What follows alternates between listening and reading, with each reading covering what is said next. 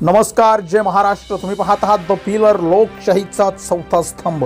मंडळी, संतोष देशमुख हत्या प्रकरणामध्ये आरोपीचा एन्काउंटर करण्याला 51 लाख रुपयाचे बक्षीस। शेतकऱ्यांच्या एका घोषणेनं एकच खळबळ।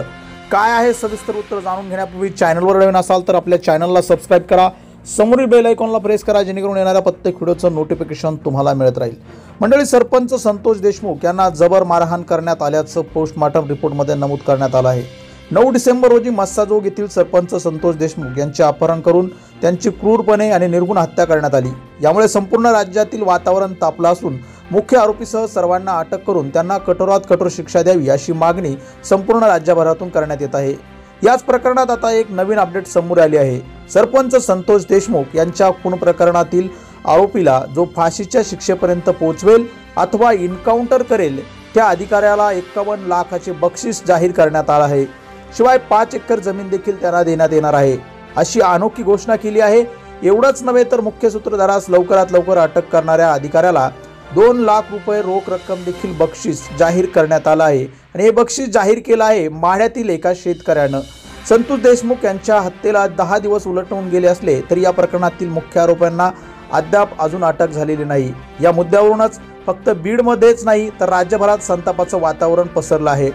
पवनचक्कीत 2 कोटीच्या खंडणीच्या प्रकरणात सरपंच संतोष देशमुखांनी हस्तक्षेप केला। यामुळे राक्षसी कृत्याप्रमाणे संतोष देशमुखांचा जीव घेतला गेला असा आरोप करण्यात येत आहे। या प्रकरणी सध्या आरोप प्रत्यारोपाचे राजकारण सुरू असताना सामान्य लोक मात्र न्यायाची मागणी करताना दिसत आहेत। याच दरम्यान आता माढ्याच्या एका शेतकऱ्यानं अनोखी घोषणा केली आहे।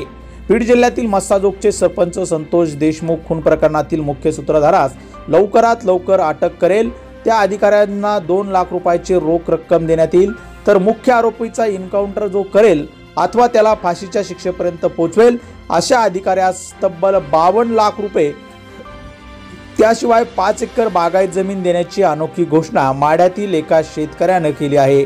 त्या शेतकऱ्याचं नाव कल्याण बाबर असून ते माढा तालुक्यातील वडशिंगे येथील राहणारे असून त्यांनी आशयाचे लिहिलेले प्रतिज्ञापत्र खुद्द मुख्यमंत्री देवेंद्र फडणवीस तथा उपमुख्यमंत्री एकनाथ शिंदे, अजित पवार यांच्यासह पोलीस महासंचालक आदींना शेतकरी बाबर यांनी पाठवले आहे। मात्र यामुळे एकच खळबळ माजली असून गुन्हेगार हा गुन्हेगारच असतो, तो सत्ताधाऱ्यांचा असो की विरोधकांचा।